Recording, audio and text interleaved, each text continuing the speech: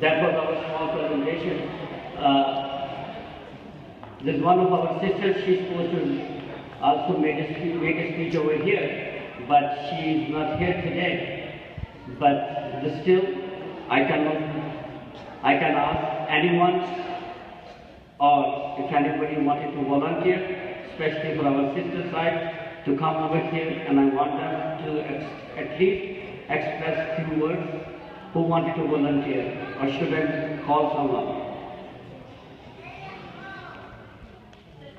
Sister. Are you sister? All right, come on. You see, at least one of our brothers, he gave his hand. None of our sisters, Super, how are you? You are able to see? Okay, so welcome everybody. My name's Mohammed. I graduated from Masoomeen school a few years ago, and went to college, did my own thing afterwards. I guess what I was thinking about talking about today is a few days ago we had a pretty big loss in our community. Raza, the founder for passed away. And I just thought we might just explore what sort of influence and what sort of impact education might have on our community, especially for our younger brothers who have a very long way to go from finishing college and starting a job. So just going from there, I think Islam is a religion founded in an era of instability and sort of wildness. There was rampant killings and child murders, polytheism, all kinds of heresies in Mecca. And our Prophet was sent there as a stabilizing force, sort of equalizing and bringing peace to that part of the world. So just like the religion today is supposed to bring that sort of stability and peace into your own lives, I think education is designed for the same thing. So in his remembrance, I think if we all just say a say a comprehension forefront and definitely pray for his soul. He has a much tomorrow in New Jersey, and anybody who can make it out there after it's over, it'll be at 12 o'clock because of the time change. That's all I've got for you. So thank you. Enjoy your celebration today.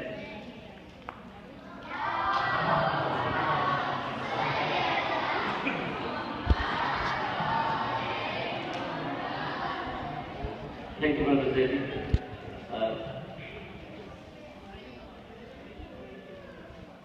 Last but not the least, I'm going to invite our guest of today,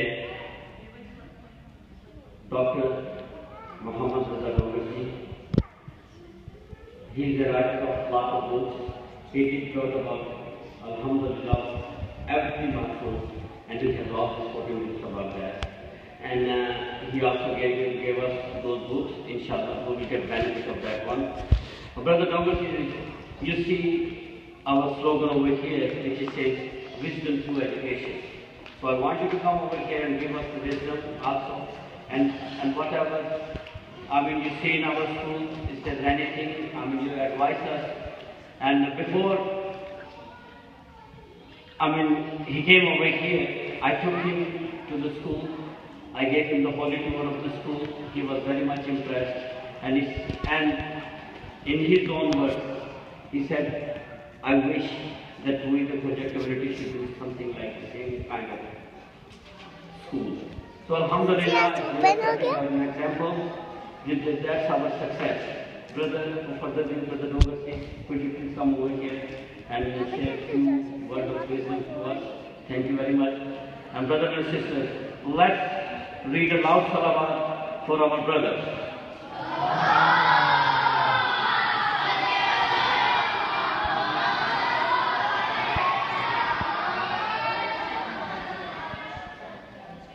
Everybody should pay attention. Bismillahirrahmanirrahim. Rabbi shrah li sadri wa yassir li amri wahlul 'uqdatam min lisani yafqahu qawli. Brothers and sisters and children in Islam, Assalamu alaikum wa rahmatullahi wa barakatuh.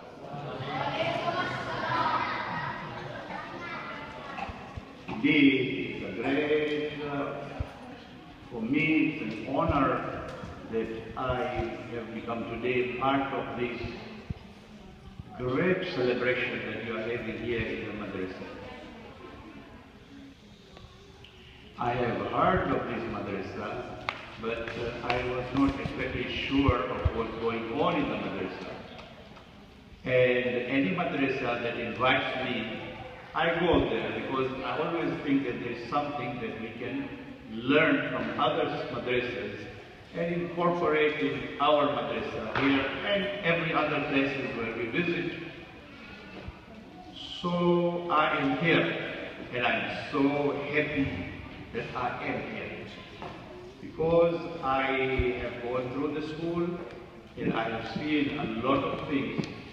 And I was discussing with my son, who I brought him here, because he has a son also. And I told my son, how about the school? And he says, inshallah, when my child grows up, me, my wife, and the child will come to the school. Because I see the school is more. It's more than just a school.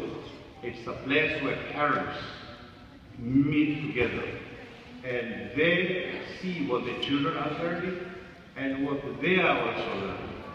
And when I saw the enthusiasm among the students and the parents here, I say, Alhamdulillah. There's a lot that we can learn because of late. Let me tell you one thing. It doesn't apply here, but to other madrasas which I go to, the main concern is the children say the schools are quote-unquote boring. The children do not want to go to madrasas because they say madrasas are boring. And we have been thinking about what is it that can be made to make the schools attractive. And I see what's going on here. If it is replicated in other places, this problem of boredom per se will disappear. So with your permission, when I'm going for the month of Muharram, I'm going to one of the centers where have this problem of boredom. I'm going to mention your example. And I'm going, with your permission, even to give them your telephone number. They can call you and find out how can they also incorporate the experiences that you have here. There's another thing which I've seen, which is something we should encourage everywhere, and that is the language and culture from which we come and from which our children have inherited from us. So I saw the functions are both in English, which is the national language, which is the universal language, and it is the language of communication, and we should have competence in it.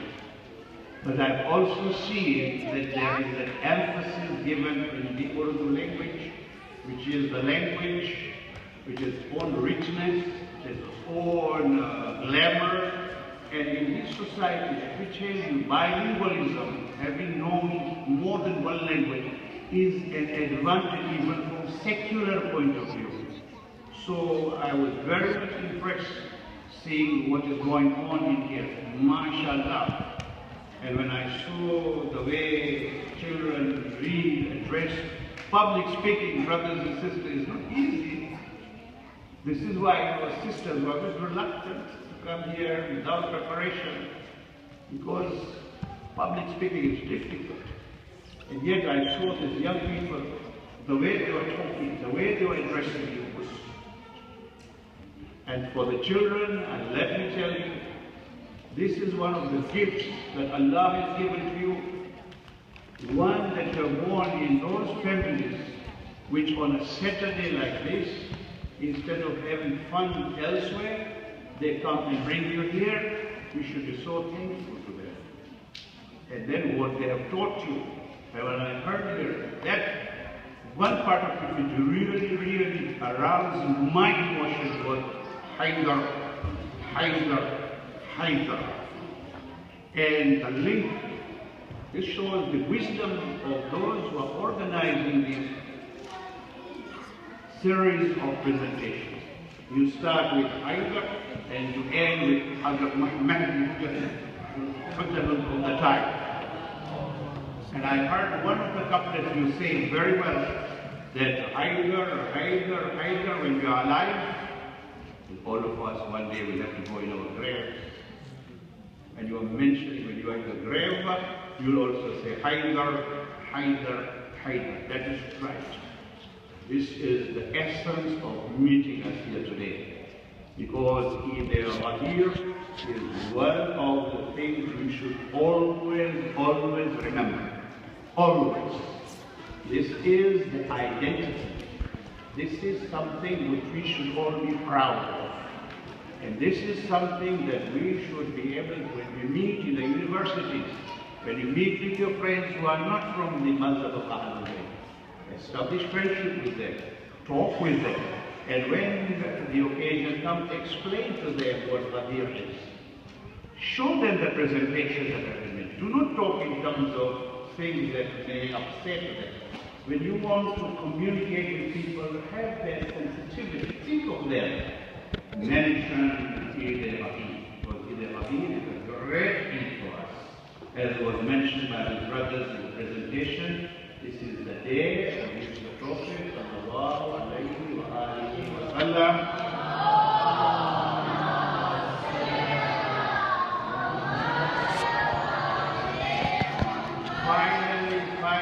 finally, you all go to madrasa, you go to schools.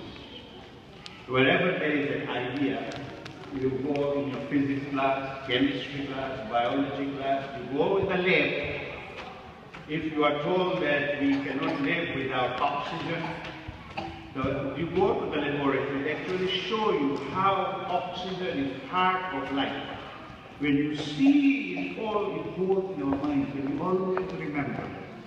And this is the reason why the Prophet, the last Hajj, he wanted the Muslimin to see exactly who was going to succeed in his successor. He has been talking about it all along. But this is the last thing that you want to do. Many people see it for your eyes, so that you see it for yourself. This is why on the day of Ghadir, the Prophet, in the minbar that was there, he asked the people, "Oh, you people, like I asked you, how are your teachers? Tell me, how are your teachers?" Reply, "Good. Alhamdulillah. Do they teach you good things? Are you happy about it?" This is what the Prophet did on that day, exactly. He asked those who were there, "Are you happy with me?" They said, "Ya Rasulullah, we are happy with you." Will you listen to me, everything I tell you? They say, "Ya Rasulullah, yes." "Why do you listen to me? Because you are the Prophet of Allah. You believe in that?" "Yes." And say, "He is my Mawla. Allah is my Mawla, is my master. And I am the master, your master. And Ali is going to be your master." Man kuntum, that's what he did in Arabic. He raised it, not his hand here. He raised, Imam Ali's hand was like this, like you did, Haidar. He raised his hand like this, the Prophet. Imam Ali raised his hand, two hands, and said, "Man kuntum Mawla," whoever considers me to be his master, Man kuntum fahaza, this fahaza Ali, not any other Ali. Haza, this one Ali is your Mawla. Now here, this is what Imam Ali was that is the reason why we're all here. So remember the last thing I'm telling you. Remember Ghadir after the last moment. I was of the same age as you are today. I used to go to the same madrasa and my teacher told me the same thing. Remember Ghadir. Therefore, I remember it today and I'm telling you. And this is what the Prophet said on that day. All of you who are here, remember Ghadir. Wherever you go, take this message. So my message to you all young children who are young today, tomorrow you will grow up. Tomorrow you will be in the position of your character. Remember Ghadir. Never forget Ghadir. Wassalamu alaikum wa rahmatullahi wa barakatuh.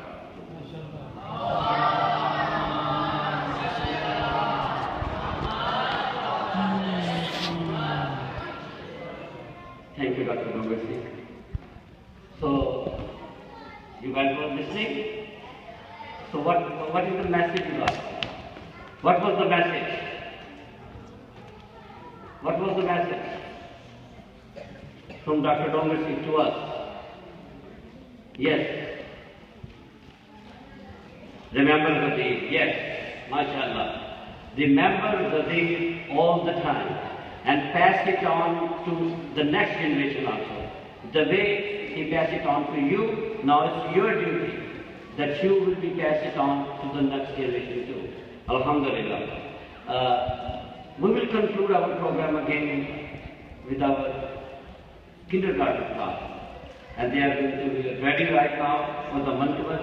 Inshallah, after that mantabat, we will go for the ziyarah, and after the ziyarah, we will go for the lunch, and then everybody is going to be having a fun.